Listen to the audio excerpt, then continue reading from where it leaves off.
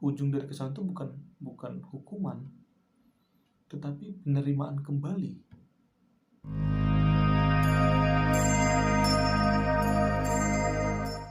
Cerita tentang perumpamaan anak yang hilang sebetulnya sudah nggak asing lagi ya sama kita. Apalagi kita sering mendengarnya di gereja ya, misalnya khotbah pendeta atau PA gereja, atau ya kita mungkin baca sendiri ketika mendalami Alkitab secara pribadi. Gak bisa dipungkiri ternyata kita ini tuh sering ya salah memahami kisah ini. Maksudnya salah memahami maksud dari Kristus dalam teks ini. Itu juga disebabkan oleh banyaknya pengkhotbah yang melupakan dua kisah sebelum perumpamaan anak yang hilang ini, yaitu kisah tentang dirham yang hilang dan domba yang hilang. Oleh karena itu banyak sekali pesan-pesan terakhir yang sampai pada kita adalah janganlah kita ini seperti si bungsu yang minta warisan sesuka hati, padahal bapaknya belum mati udah minta warisan, lalu bersenang-senang pergi sama pelacur apa segala macam. Jangan sampai kita seperti si bungsu ini. Biasanya seperti itu pesan-pesan yang kita dapat ketika pengkhotbah mengkhotbahkan kisah ini. Justru menurut saya itu kurang tepat ya, karena sebetulnya Yesus tuh nggak memaksudkan pada titik itu. Yesus tuh justru mau berfokus kepada si sulung. Itulah akibat dari ketika kita melupakan dua perumpamaan sebelum perumpamaan anak yang hilang ini. Itulah mengapa sebetulnya juga kita sebagai orang Kristen sering menyebut ini sebagai trilogi perumpamaan dalam Alkitab. Artinya trilogi, ya kisah ini tuh nggak boleh dipisah gitu. Ya kalau Anda mau memahami anak yang hilang, ya Anda harus memahami domba yang hilang dan kisah dirham yang hilang gitu. Karena kisah ini nggak terpisah. Itulah mengapa kata pertama yang diucapkan Yesus dalam perumpamaan tentang dirham yang hilang adalah atau. Artinya kisah domba yang hilang ini belum selesai gitu. Makanya ada kata atau gitu, kata penyambung. Dan juga dalam perumpamaan tentang anak yang hilang ditulis tuh dengan kata Yesus berkata lagi. Artinya kisah ini belum selesai gitu. Makanya kita nggak boleh sebenarnya memisahkan kisah ini. Apalagi ketika kita sebagai pengkhotbah ya membawakan kisah ini di sebuah jemaat, kita tidak menggali dari kisah domba yang hilang. Pada akhirnya kita akan salah memahaminya dan tidak mendapat maksud yang tepat. Begitu menariknya cerita tentang perumpamaan anak yang hilang ini, sampai-sampai membuat salah satu dosen saya di kampus ya di STFT Jakarta, bernama Pendeta Profesor Joas Adi Prasetya, memberikan sebuah komentar yang menarik ya, menurut saya menarik, di salah satu postingan Instagram dia. Dia beri judul atau caption tuh The Art of Being Lost. Dia Pendeta Profesor Joas mengatakan seperti ini. Kata prodigal dalam kisah The Prodigal Son berarti boros atau sembrono. Anak itu direspon oleh bapak yang lebih boros dan sembrono. Sang bapak boros dalam mencinta, dan itu sungguh berkebalikan dengan sang anak yang boros dalam menikmati hidupnya sendiri. Dengan demikian, ia merupakan sebuah kisah rahmat yang limpah ruah. Si anak sulung dalam kisah anak yang hilang menampilkan sebuah sikap yang irit cinta. Baginya karena rahmat itu terbatas, ia hanya bisa berlaku bagi mereka yang layak. Dan tentu yang paling layak adalah dirinya sendiri. Pada titik ini, baik si bungsu maupun si sulung sama-sama mencerminkan dosa yang memusat pada diri sendiri. Hanya saja dari arah yang berlawanan. Betapa boros dan sembrononya Allah juga terlihat satu dari trilogi kisah yang hilang, yaitu kisah gembala yang meninggalkan 99 ekor domba di padang gurun. Jadi kalau Anda kini telah kini tengah berada di padang gurun, mungkin sang gembala memang sembrono meninggalkan Anda di gurun tandus, sebab dia sedang sibuk mencari satu yang hilang. Setidaknya Anda punya 98 sahabat lain yang sama-sama ditinggalkan di gurun. Jangan cengeng, katanya. Kisah domba yang hilang sungguh mengganggu setelah si gembala meninggalkan 99 domba di padang gurun untuk mencari satu yang hilang. Dan menemukan satu yang hilang itu, lalu kembali ke rumah. Dan 99 domba itu ditinggalkan di padang gurun. Jadi kalau Anda ingin bertemu sang gembala, ada dua cara jitu. Pertama, menghilanglah, ia pasti mencari Anda. Kedua, carilah yang terhilang, Anda pasti akan menemukan dia juga. Komentar Pendeta Jos ini menjadi tidak lengkap dan tidak memiliki maksud yang tepat, yang pas, karena dia melupakan kisah tentang dirham yang hilang. Lagi-lagi seperti saya katakan tadi, bahwa ini adalah trilogi gitu. Ketika Anda mengomentari anak yang hilang, ya Anda harus ikut komentari juga domba yang hilang dan dirham yang hilang gitu. Entah mengapa Bapak ini lupa tentang kisah dirham yang hilang. Sebelum kita memulainya, alangkah baiknya menurut saya kita harus membaca latar belakang dari trilogi perumpamaan ini. Itu terdapat pada ayat 1 sampai ayat 3. Saya akan bacakan pada kita. Para pemungut cukai dan orang-orang berdosa biasanya datang kepada Yesus untuk mendengarkan Dia. Maka bersungut-sungutlah orang-orang Farisi dan ahli-ahli Taurat. Katanya, ia menerima orang-orang berdosa dan makan bersama-sama dengan mereka. Lalu ia mengatakan perumpamaan ini kepada mereka. Ya, ini maksudnya Yesus ya. Yesus mengatakan perumpamaan ini kepada mereka tuh ya orang-orang Farisi dan ahli-ahli Taurat ya. Dari latar belakang ini kita tahu bahwa sebetulnya trilogi perumpamaan ini ingin disampaikan ke orang-orang Farisi dan ahli-ahli Taurat, karena mereka yang bersungut-sungut melihat Yesus makan dengan orang-orang berdosa. Lukas 15 ini sebetulnya menurut saya memiliki suasana yang sangat tegang ya, sebetulnya sangat serius sebenarnya, karena Yesus tidak cukup memberikan teguran kepada atau memberikan jawaban kepada orang Farisi dan ahli-ahli Taurat dengan satu perumpamaan. Bahkan dia sampai mengutarakan 3 perumpamaan sekaligus gitu loh. Jadi ini mengingatkan saya pada kisah di mana Yesus bertanya sama Petrus, betul gak sih engkau mengasihiku? Itu kan ditanya sampai 3 kali. Artinya pertanyaan itu udah serius gitu loh. Dan menurut saya hal itu pun terjadi dalam Lukas 15 ini. 3 kali Yesus memberikan perumpamaan atau mengutarakan cerita kepada orang Farisi dan ahli Taurat, karena kondisi ini tuh sudah sangat serius dan mereka harus belajar sebetulnya kebenaran itu. Saya jadi teringat dengan komentar salah satu dosen saya tadi yang membuat saya sangat menarik adalah ketika dia mengatakan bahwa betapa cerobohnya atau betapa sembrononya si gembala sampai-sampai dia meninggalkan 99 domba di padang, lalu dia mencari yang satu, kemudian lupa tuh sama 99 domba di padang itu. Justru menurut saya ada alasan tertentu ya mengapa si gembala berani meninggalkan 99 domba ini di padang gurun gitu. Ya karena si gembala itu tahu bahwa 99 domba ini ngerti jalan pulang ke rumah gitu loh. Ya kali gembala ini nggak memahami karakter domba-dombanya. Dan menurut saya ini lebih masuk akal ketika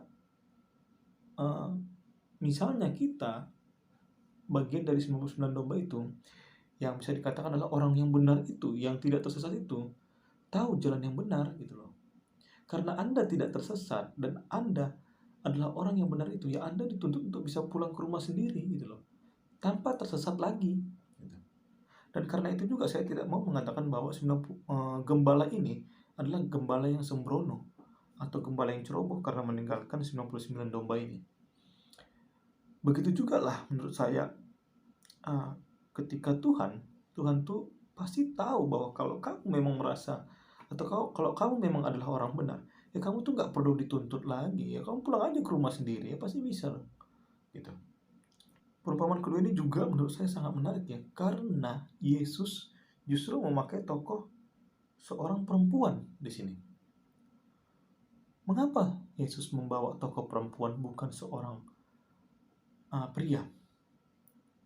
Menurut saya mungkin karena perempuan kan biasanya cinta uang gitu kan, maksudnya ya saya bukan menghakimi ya, maksudnya ya memang pada dasarnya perempuan cinta uang gitu kan. Jadi lebih masuk akal jika memang kalau perempuan kehilangan 1 dirham dia cari gitu. Karena begitu berharganya uang itu bagi si perempuan itu, 1 dirham itu bagi si perempuan, dia sampai-sampai menyalakan lampu, menyapu rumahnya, lalu mencarinya dengan cermat. Itu ada pada ayat 8. Walaupun sebenarnya kalau sekarang tuh 1 dirham itu ya mungkin di kamus Alkitab ya 1 dirham itu nilainya itu nggak beda jauh dengan 1 dinar. Kalau 1 dinar itu 750 rupiah lah, 750 perak lah kalau di zaman sekarang. Tapi di zaman Alkitab atau di zaman perjanjian baru dulu, ya itu upah 1 hari orang bekerja gitu. Ya lumayan lah untuk makan sehari. Kemudian saya masuk ke perumpamaan ketiga. Kisahnya hampir sama namun agak berbeda, karena salah satu pihak tidak setuju adanya pesta. Kalau tadi di perumpamaan kedua tadi kan kita lihat akhirnya bahwa ternyata mereka bikin pesta dan senang-senang karena menemukan yang hilang itu. Tapi di sini justru aneh karena pestanya jadi nggak begitu meriah karena ada satu yang nggak suka ada pesta itu loh. Si sulung itu ya kan, ganggu aja emang ini. Ini nih yang menarik sebenarnya buat saya ketika baca perumpamaan ketiga ini. Bahwa perumpamaan ketiga adalah sebetulnya bentuk final dari pesan Yesus kepada orang Farisi dan ahli Taurat. Karena ini bentuk final dari trilogi ini, kita bisa melihat bahwa sebetulnya si domba yang hilang ini itu tuh si bungsu gitu loh. Kemudian si koin yang hilang ini itu tuh si sulung gitu loh. Mengapa saya bilang begitu? Karena si bungsu adalah si domba, karena si bungsu itu hilang dari jangkauan bapaknya gitu loh. Sama kayak domba tadi itu hilang dari kawanan gitu, dari lingkup keluarganya, dia hilang sampai si gembala harus mencari dia jauh gitu. Tapi sayangnya si ayah nggak mencari si bungsu ini, malah dia tunggu gitu kan. Dan begitu juga dengan si sulung yang saya katakan tadi, bahwa dia ini adalah si koin yang hilang itu di perumpamaan dirham yang hilang. Kenapa saya mengatakan seperti itu? Karena sebetulnya si sulung ini juga hilang, tapi masih dalam lingkup bapaknya gitu, dalam lingkup ayahnya gitu. Dia hilang tapi dia masih di rumah itu gitu loh. Dia masih di rumah itu tapi hilang gitu. Dan inilah yang menarik sama saya ketika ada kesamaan di sini, bahwa si bapak juga, si ayahnya juga pergi keluar rumah dan mencari si sulung itu. Padahal banyak tuh orang menganggap bahwa yang hilang tuh sebetulnya yang betul-betul hilang tuh dan fokus Yesus itu adalah si bungsu. Ternyata justru yang dicari bapaknya itu si sulung gitu loh. Itu terlihat dalam ayat 28b. Lalu ayahnya keluar dan berbicara dengan dia. Kata keluar itu mengidentifikasikan bahwa sebenarnya bapaknya itu pergi mencari anaknya lalu berbicara dengan dia. Nah, menariknya adalah seperti saya katakan tadi, seakan-akan yang hilang tuh, yang betul-betul hilang tuh adalah si sulung gitu. Karena sebetulnya si bapak nggak pergi keluar rumah mencari si bungsu. Dia malah menunggu. Seakan-akan dia tahu bahwa si bungsu ini bakal pulang ke rumah. Ya udah aku tunggu aja lah, ngapain dicari kan gitu. dan si sulung justru dicari gitu loh. Dan ini yang membuat saya berpikir, sebetulnya siapa yang benar-benar hilang dari jangkauan ayahnya. Dan inilah yang saya bilang tadi di awal tadi ya, bahwa sebetulnya perumpamaan tentang anak yang hilang ini adalah tentang si sulung gitu loh, bukan tentang si bungsu gitu. Tentang uh, uh, tentang orang-orang Farisi dan ahli-ahli Taurat yang sebetulnya juga hilang, tapi masih dalam lingkup gereja itu, dalam lingkup ayahnya itu gitu loh, dalam lingkup orang-orang yang tinggal dalam bait suci gitu. Ini kan sebuah teguran bahwa lu tuh hidup dekat dengan bait suci, dekat dengan kitab suci gitu. Tapi kok malah nggak mengerti bahwa Tuhan itu betul-betul mengasihi setiap orang, termasuk orang-orang yang Anda anggap berdosa gitu loh. Dan ini juga menjadi teguran bagi kita ya, orang-orang gereja sebetulnya, termasuk pendeta, penatua, atau orang-orang yang sering melayani yang seperti saya katakan tadi. Kita tuh begitu dekat gitu dengan Tuhan lah, bisa dikatakan gereja tiap minggu, lalu baca Alkitab, memberi persembahan, perpuluhan, atau kita bahkan memberi pujian di gereja. Betul nggak sih kita ini kenal dengan, atau betul nggak sih kita ini memahami Bapa kita? Betul nggak sih kita ini betul-betul memahami Yesus? Atau jangan-jangan kita seperti anak sulung yang tinggal di rumah Bapa, tapi dia nggak memahami Bapaknya itu. Makanya ada ayat yang menarik di sini, dikatakan dibalas Bapaknya, yaitu Bapaknya bilang begini, "Anakku, engkau selalu bersama-sama dengan aku, segala kepunyaanku adalah kepunyaanmu." Artinya kalau segala sesuatu kepunyaanku adalah kepunyaanmu, engkau harus bisa menerima saudaramu si bungsu ini ke dalam hidupmu lagi. Karena si bungsu ini udah kembali sama aku dan sekarang dia menjadi milik kepunyaanku. Artinya kalau si bungsu udah jadi milik kepunyaanku, itu juga milik kau, dan kau harus senang dengan kembalinya si bungsu ini gitu loh. Lalu yang sangat menarik dari kisah ini adalah pesta ya, kata-kata pesta atau tindakan pesta yang dilakukan oleh si gembala dan dilakukan oleh si perempuan dan dilakukan oleh si ayah di trilogi perumpamaan ini. Coba kita pikir, ya ini menarik sekali ya. Kalau di perumpamaan pertama, si gembala menemukan satu domba yang hilang, lalu dia membuat pesta. Bukannya ketika dia membuat pesta butuh beberapa domba untuk dipotong sebagai sajian untuk orang-orang yang diundangnya gitu loh. Itulah mengapa saya tadi mengatakan bahwa 99 domba ini sebenarnya bisa nih pulang ke rumah gitu. Kalau 99 domba ini nggak bisa pulang ke rumah, domba siapa yang harus dipotong gembala ini untuk menyajikan makanan di pesta itu? Nggak mungkin dong yang satu domba itu kan lagi merayakan satu domba yang hilang itu. Ya mau nggak mau 99 domba ini balik ke rumah gitu loh. Dan dari 99 domba ini harus ada yang merelakan dirinya untuk dipotong sebagai bentuk sukacita si gembala dalam merayakan kembalinya satu domba itu. Dan menariknya teman-teman, dalam perumpamaan tentang dirham yang hilang juga adalah si perempuan dikatakan memiliki 10 dirham, lalu dia kehilangan 1 dirham diantaranya. Dia cari, lalu dia temui itu 1 dirham. Lalu dia bersukacita bersama-sama dengan bertemunya dirham itu. Dia mengundang sahabat-sahabat tetangganya gitu, bikin pesta.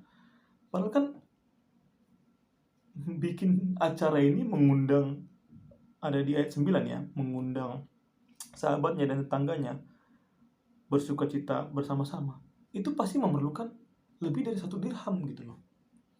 Kita kan tahu seperti saya katakan tadi bahwa 1 dirham itu adalah upah per hari 1 orang gitu. Artinya ya kita bisa mengartikan bahwa 1 dirham ya cukup buat makan 1 orang lah dalam sehari gitu kan.